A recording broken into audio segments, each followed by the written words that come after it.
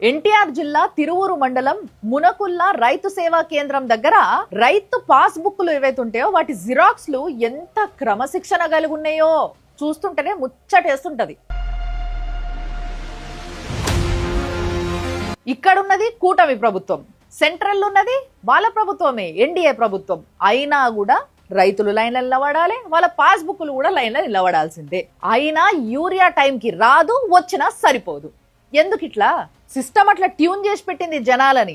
ఓట్లేసేటందుకు వాళ్ళే లైన్లో నిలబడాలి, రేషన్ కోసం వాళ్ళే లైన్లో నిలబడాలి, యూరియా కోసం కూడా వాళ్ళే లైన్లో నిలబడాలి. రైతుల కష్టాలు ఇట్లుంటే హాస్టళ్లల్లో చిన్న పిల్లలకి పెట్టాల్సిన బియ్యం ఏవైతే ఉంటే అవి కూడా ఎత్తుకపోతుర్రు. ఆ పరిస్థితి చూడండి. మీరు స్కూల్లో రైస్ పట్టుకెళ్ళిపోవచ్చు కానీ పిల్లలకి పెట్టాల్సింది మీరు రోజు డైలీ ఇదే పైన మీకు. ఆ వెహికల్ రోజు రైస్ హాస్టల్లో పిల్లలకి వెళ్లాల్సిన రైస్ ని స్మగ్లింగ్ చేస్తున్నారా? చూసిండ్రు కదా అలా పని ఎట్లున్నదో. చిన్న పిల్లల నోటికాడి కూడెత్తుకపోతుర్రంటే ఎంత పాపం చుట్టుకుంటుంది తెలుసా? మరి రాత్రి ఇట్లా బియ్యం ఎత్తుకపోతుంటే పొద్దున ఏమన్నం పెడతారు ఇంకా పిల్లలకి?